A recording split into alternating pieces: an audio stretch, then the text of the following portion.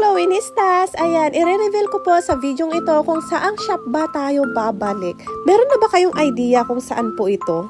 Bago ko po i-reveal kung saang shop po ito, ikukwento ko muna kung anong nangyari at bakit ito yung unang-unang babalikan natin. January 2023 po, nung nag-close kami sa shop na ito at napakasakit sa damdamin. Sobra dahil napakarami nating suki dito. Pero hindi ko hinayaan na hindi kayo maka-order dahil meron pa rin po tayong dropping area dito. Ayan, balik po tayo sa kwento. Bakit nga ba tayo nag-close? Bale, 8 po yung shop natin. Iisa na lang po yung natira. Yung 7, close namin. Ito yung pinaka-last po na na-close namin. Ang pinaka-reason po talaga, number 1, naapektuhan po kami sa pandemic. Lalong-lalo na po yung rent po namin monthly. Karamihan po sa nirerentahan po namin sa 8 branch po ay nagbayad po kami. So, meron pong nagbigay ng discount, kaya thankful po ako sa nagbigay ng discount. Pero, mas malaki pa rin po yung binabayaran po namin. Kaya sa loob ng 3 months po, napakalaki po agad yung nabawas sa puhunan po namin dahil wala po kaming income, as in zero po dahil wala po tayong sales. Mga kalagitnaan po ng taon last year, unti-unti na po ulit nabubuo yung plano na mag-open ulit kami ng shop. Pero wala pa po kaming lakas ng loob, lalong-lalo na po ako dahil po sa nangyari nung pandemic.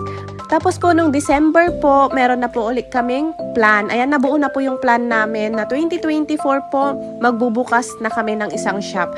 Pero ang plano talaga po namin ay bare months po kami mag-o-open. Pero nung first week na ng January ngayong taon na to, nag-decide kami na mamasyal sa taon na ito para ma-check kung meron pa po kaming marerentahan. Pero nagulat kami kasi sa araw ding yun, pirmahan agad ng kontrata. Meron kaming nakuhang 3 stalls and after ilang days, nadagdagan po yun ng isa kaya naging 4 po siyang stalls kagaya po ng dati. 4 din po yung shop ay yung stall po natin pero square lang yun. Ngayon po pa-L po ito pero thankful po ako kay Lord kasi meron tayong nakuha na napakaluwang. Yun po yung talaga yung plano, maluwang talaga na shop gaya din po dati.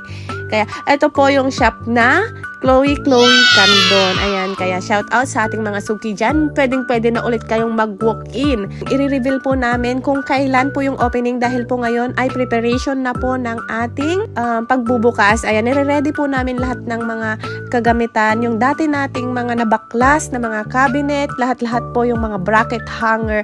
Ayan, i-ready po ulit natin. Dahil yung iba po, karamihan po, pwedeng-pwede pa pong magamit. Kaya, share mo na itong video na ito dahil mamimili kami ng 5 lucky sharer, 1 mananalo ng bag at 4 na mananalo ng ring with box. At syempre, mamimili din kami ng 3 lucky commenter ng magko-comment ng Chloe Candon. Ayun lang.